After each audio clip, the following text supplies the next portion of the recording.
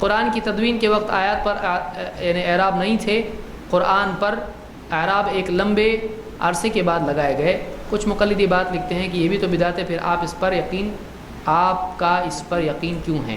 بتائیے مقلدین کو کیا جواب دیں؟ آپ ان سے یہ پوچھئے کہ اس زمانے میں زیر زبر جس کو آج کہتے ہیں یا فتحہ ضمہ کسرہ جس کو کہتے ہیں، تو اس زمانے میں وہ لکھے نہیں جاتے تھے، پڑھے جاتے تھے کہ نہیں پڑھے جاتے تھے؟ جبریل نے لکھ کے دیا تھا اللہ کے نبی صلی اللہ علیہ وسلم کو؟ نہیں، جبریل نے پڑھا تھا اور اسی کو اللہ کے نبی صلی اللہ علیہ وسلم نے سنا تھا۔ تو وہی قرآن جو سنا وہی لکھا گیا۔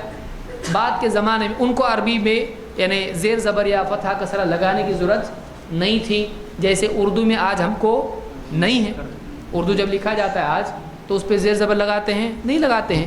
اردو پڑھنے والا آدمی زبان جاننے کی وجہ سے بغیر زیر زبر کے اردو پڑھ لیتا ہے، عربی والے بھی بغیر زیر زبر کے پڑھ لیتے تھے۔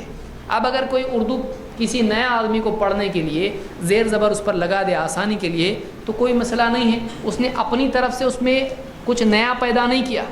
اب بتائیے انا اعطیناک الکوثر، یہ آیت جب نازل ہوئی اس پر زیر زبر تھے کہ نہیں تھے؟ تھے۔ جب نہیں تھے تو پڑھتے کیسا تھے؟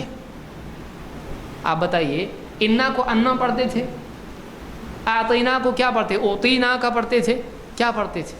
تو زیر زبر کے حساب سے ہی پڑھتے تھے، لکھا نہیں جاتا تھا کیونکہ ضرورت نہیں تھی۔ ویسے ہی جیسے کچھ لوگ لکھتے نہیں تھے ان کو یاد کر لیتے تھے، کسی کو لکھنے کی ضرورت نہیں تھی، وہ سن کے یاد کر لیتا تھا۔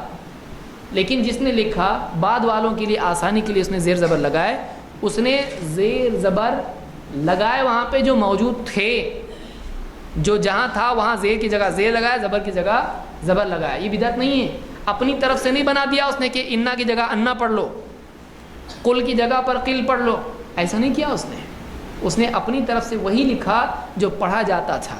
تو یہ بدعت نہیں ہے۔ زیر زبر قرآن میں پہلے سے تھے، لکھے نہیں جاتے تھے، لکھے گئے تو یہ بدعت نہیں ہوا۔ جو تھا وہ نیا نہیں ہے، جو تھا وہ نیا نہیں ہے، نہیں تھا وہ لایا گیا، پھر یہ بدعت ہوگا۔